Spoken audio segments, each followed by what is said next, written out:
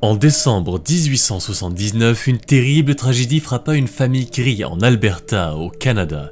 Dans les profondeurs de la forêt, au nord du fort Saskatchewan, dans une petite cabane isolée par les vents violents et la neige, un homme, connu sous le nom de Swift Runner, commit l'impensable. Il tua toute sa famille et les dévora. Plus tard, il affirma que c'était la créature mythique, connue sous le nom de Wendigo, qui l'avait poussé à agir ainsi. Voici donc l'histoire de Swift Runner, l'homme tristement célèbre dans l'histoire canadienne pour avoir été l'un des premiers à souffrir de la psychose du Wendigo. Avant de plonger plus loin dans l'histoire, il est important de mieux comprendre la légende du Wendigo et la place qu'elle occupe dans la culture amérindienne. Cette créature provient de la mythologie des peuples algonquiens, notamment les tribus Cree, Ojibwe et Abénaki, qui habitent les régions du nord-est de l'Amérique du Nord. Le Wendigo est souvent décrit comme une créature humanoïde très grande, squelettique et émaciée, avec une peau grisâtre tendue sur ses os. Il a des griffes acérées, des yeux enfoncés et parfois des crocs semblables à ceux d'un loup. Certains récits mentionnent même qu'il aurait un cœur de glace. Cette apparence symbolise la faim insatiable qui le caractérise, car même s'il consomme des êtres humains, un Wendigo ne sera jamais complètement rassasié, et c'est là tout le problème de cette malédiction. Dans la mythologie algonquienne, le Wendigo symbolise la déshumanisation et la transformation qui surviennent lorsque les êtres humains s'abandonnent à des comportements contre nature, comme le cannibalisme. En période de famine, dans les hivers rigoureux des forêts canadiennes, les autochtones craignaient non seulement la faim, mais aussi la malédiction du Wendigo, qui pouvait les pousser à devenir des monstres assoiffés de sang. Le terme psychose du Wendigo aurait été inventé au début du XXe siècle par un missionnaire travaillant auprès d'une tribu algonquienne. Ce n'était pas le premier occidental à observer cette condition, mais il avait été parmi les premiers à l'étudier et à la documenter en tant que trouble mental potentiel. En plus des délires qu'il avait observés chez les personnes touchées, il y avait aussi des symptômes d'anxiété, de violence et de dépression. Selon certaines personnes, c'est ce qui est arrivé à l'homme qui avait massacré et dévoré toute sa famille.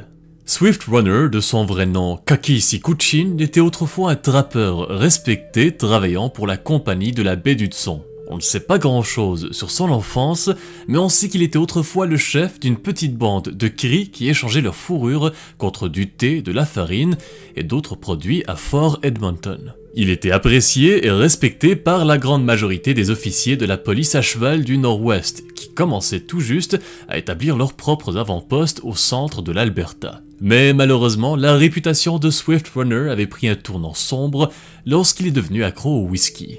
Cette addiction avait fait de lui un tout autre homme. On était passé d'une personne aimable, intelligente et respectable à un homme qui n'hésitait pas à élever la voix et à utiliser la violence pour arriver à ses fins.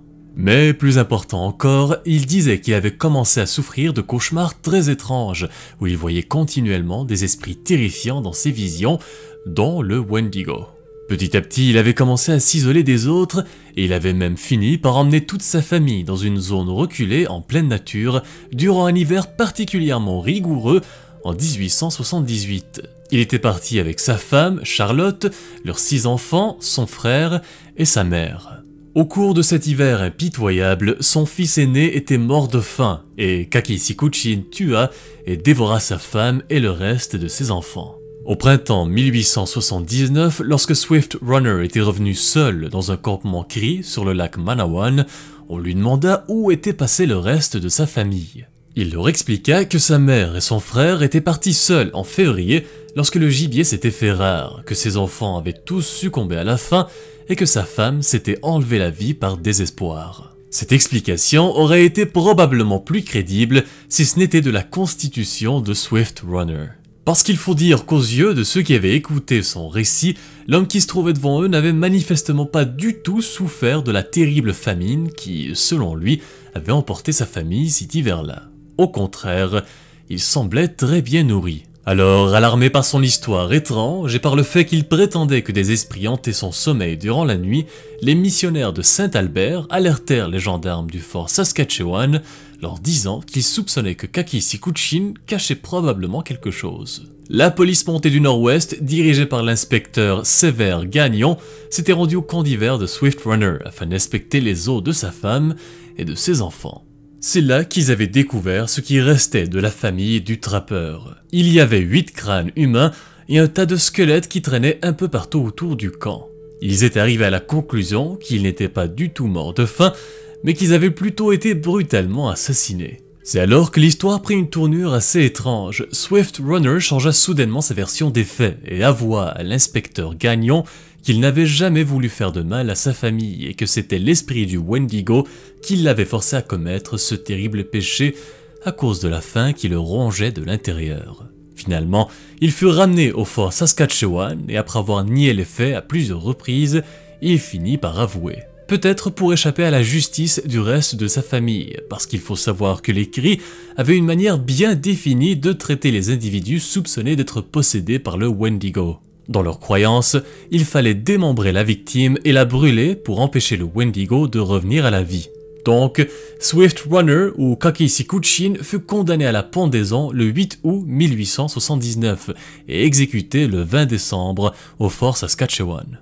Juste avant son exécution, il s'était converti au catholicisme et le prêtre à qui il s'était confessé, le père Leduc, affirma que Swift Runner ne montrait aucun signe de possession démoniaque, mais aussi aucun signe de remords.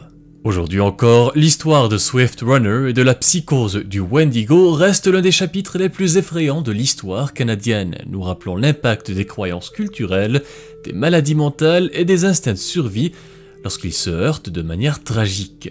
Sur ce, j'espère que vous avez apprécié cette petite vidéo et que vous en avez appris un peu plus sur la psychose du Wendigo. Si c'est le cas, n'hésitez surtout pas à la partager, c'est toujours un plus pour la visibilité de la chaîne.